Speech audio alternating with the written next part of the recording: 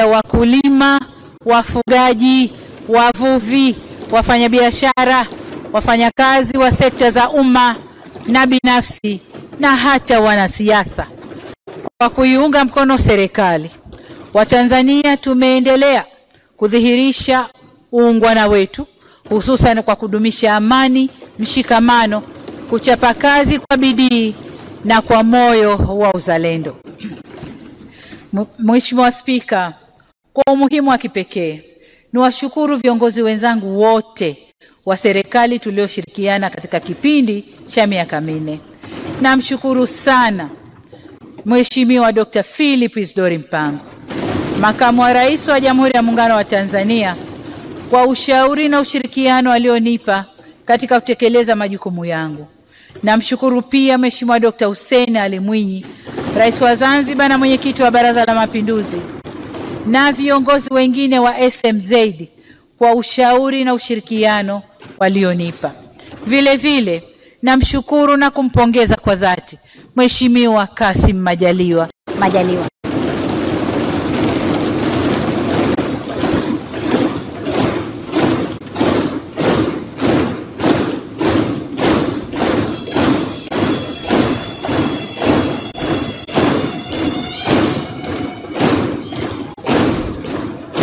Asante.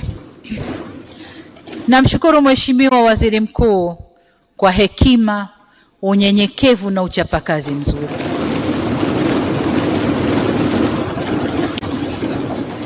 Aidha namshukuru Mheshimiwa Doto Mashaka Biteko, Naibu Waziri Mkuu,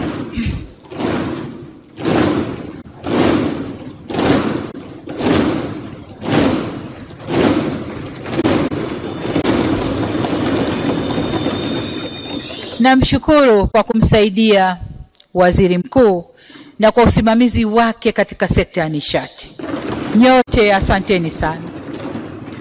Mheshimiwa Spika, vile vile nitoe pia shukrani zangu kwa Katibu Mkuu Kiongozi Mheshimiwa Balozi Dr. Moses Kusiluka kwa kufanya kazi kwa bidii na weledi na kujitoa kwake bila kuchoka. Pia ninawashukuru waheshimiwa mawaziri na manaibu mawaziri wote kwa kufanya kazi kwa jitihada kubwa sana. Nawashukuru pia makatibu wakuu na manaibu makatibu wakuu, wakuu wa mikoa, makatibu tawala wa mikoa, wakuu wa wilaya, makatibu tawala wilaya, wakurugenzi wa halmashauri, maafisa tarafa na watendaji wa kata vijijini. Lakini pia viongozi wa ngazi zote kwa kufanikisha kupatikana kwa mafanikio yote niliyoyataja. Shukrani nyingi kwa wasaidizi wangu ofisi binafsi ya Rais, na kwa upande mwingine naishukuru sana nguzo ya matumaini yangu.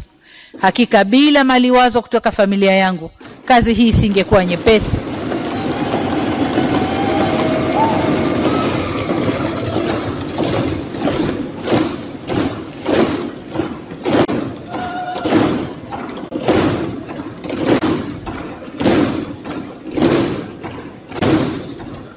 Asante. Hivyo nawashukuru kwa kunielewa, kwa kutokuwa nao kwenye shughuli muhimu za kifamilia na kiukoo. Mimi nikiwa mke, mama, dada, shangazi na bibi pia, walikuwa wananikosa na nimewafanya wanangu wakue wabebe majukumu badili yangu. Kwa nawashukuru wote kwa hilo. Mheshimiwa Spika, pia nakishukuru chama changu, Chama cha Mapinduzi.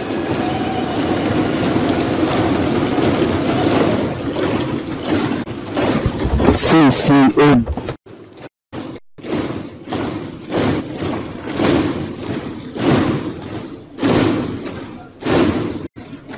Asante.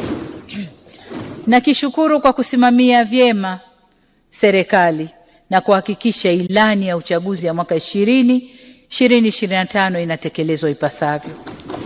Napenda kuahidi wanachama wapenzi wa CCM na wananchi kwa ujumla kwa tumejipanga kutekeleza ilani ijayo kwa kauli mbiu ya kazi na utu, tunasonga mbele. Mheshimiwa Spika, navishukuru pia vyama vyote vya siasa kwa ushirikiano wao kwa serikali katika kipindi hiki cha miaka minne. Licha ya tofauti zetu za kisiasa na kiitikadi, ukweli ni kuwa sote ni Watanzania na tunajenga taifa moja. Wengi waliokuwa wakitukosoa au wakikosoa serikali kwa nia ya kujenga, sio kupinga tu kila lilokuwa likifanywa na serikali, walikuwa wakisaidia kuboresha utendaji wa serikali. Mheshimiwa Spika, nitumie fursa hii kuwashukuru viongozi wa dini nchini kwa sala na dua zao za kuliombea taifa letu na kutuombea sisi tuliokabidhiwa dhamana ya kuliongoza taifa hili. Mheshimiwa Spika, aidha ni washukuru wanahabari kwa kazi kubwa na nzuri wanayoifanya ya kutoa taarifa na kuelimisha umma wa Watanzania pamoja na dunia nzima kwa ujumla kuhusu masuala mbalimbali ya nchi yetu. Mheshimiwa Spika, mwisho lakini si kwa muhimu, ni vishukuru sana vyombo vya ulinzi na usalama. Amani tunayojidai nayo leo ni kwa sababu vyombo vyetu viko kazini. Kwa hiyo tunawashukuru sana. Mheshimiwa Spika, kwa mara nyingine narudia kulishukuru bunge lako la 12 kwa ushirikiano mkubwa uliotoa kwa serikali katika kipindi cha miaka hii tuliyofanya pamoja. Bali na kuishia kusimamia serikali, bunge hili ndilo lililopitisha bajeti na miswada mbalimbali ya sheria iliyowezesha serikali kutimiza majukumu yake kwa ufanisi. Mheshimiwa Spika, napenda pia nitumie fursa hii kuwashukuru washirika wa maendeleo, wadau wetu wa maendeleo mbalimbali kwa ushirikiano mkubwa waliotupatia. Ushirikiano wao ulitupa nguvu na ari ya kutekeleza miradi ya maendeleo. Hivyo basi tunashukuru sana washirika wetu wa maendeleo ambao kwa bahati nzuri Mheshimiwa Waziri wa Fedha wakati akiwasilisha hotuba yake ya bajeti ya serikali aliwataja mmoja baada ya mwingine, na mchango wao imetambuliwa na kuingia kwenye Hansard za bunge hili. Kwa washirika wetu, asanteni sana, tunawashukuru sana. Mheshimiwa Spika, nilianza kusema kuwa nimekuja kulihutubia bunge na kuhitimisha shughuli za bunge hili la 12 ili kuruhusu kuanza kwa mchakato wa uchaguzi wa rais wa bunge, madiwani utakaofanyika Oktoba 2025. Uchaguzi ni zoezi la kikatiba na lenye umuhimu katika kukuza demokrasia nchini na kuwapa wananchi fursa ya kuchagua viongozi wanaowataka.